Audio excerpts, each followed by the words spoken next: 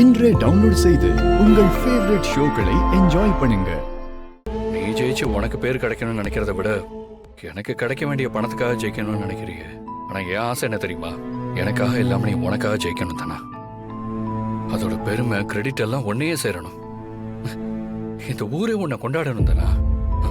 நீ எப்படியாவது ஜெயிச்சிடணும் தானா. நான் தோத்தாதான் 5 லட்சம் ரூபாய் கிடைக்கும் கதிர். அதுதான் அக்ரிமெண்ட், அதுதான் என்னோட வேண்டுதலும். தானா ஜெயிச்சிருவல்ல?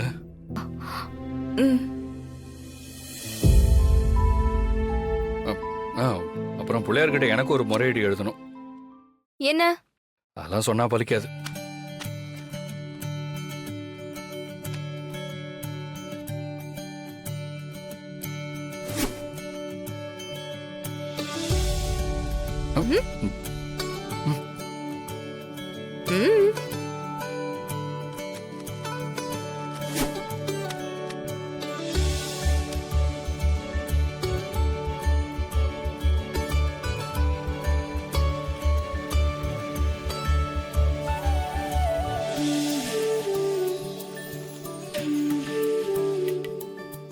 எனக்கு ஒரு முத்தம் வேணும்.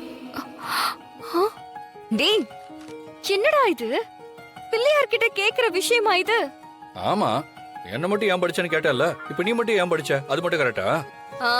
இப்ப எதுக்கு பேச்ச மாத்துற? நீ படிச்ச பதிலுக்கு நான் படிச்சேன். இப்படி இல்லாமடா எழுதி கேட்பாங்க? நேரடியா அப்ளிகேஷன் போட்டேன், கிடைக்கல. அதான் அவர் மூலமா. இங்க பாருதானா, நீ கும்பிடுற பிள்ளையார் மூலமாவே கேட்டிருக்கேன். அன்னைக்கு மாதிரி இன்னைக்கும் ஏமாத்த கூடாது. அன்னைக்கு என்ன சொன்ன நீ? ஆம்பளைங்க சந்தோஷமா இருக்கிறது பிடிக்காம பொம்பளைங்க கண்ணை மூடிக்கிறாங்களா? எங்க கிட்டயே கெஞ்சுவீங்க, அப்புறம் எங்களே டீஸ் பண்ணுவீங்க. பிள்ளையாரே சொன்னாலும் நோ. அப்படிலாம் சொல்லக்கூடாது தானே. நான் வேணா ஊக்கி போடவா? நீ தலைக்கீழ நின்னு ஊக்கி போட்டாலும் நோ. ஊரார் புள்ளைய ஊட்டி வளர்த்தா தாம் புள்ள தானா வளரும்னு சொல்லுவாங்க. சம்மந்தம் இல்லாம இது எதுக்கு சொல்ற? உன்னோட முறையீடு நிறைவேறணும்னா என்னோடதும் நிறைவேறணும். அது உன் கையில தான் இருக்கு.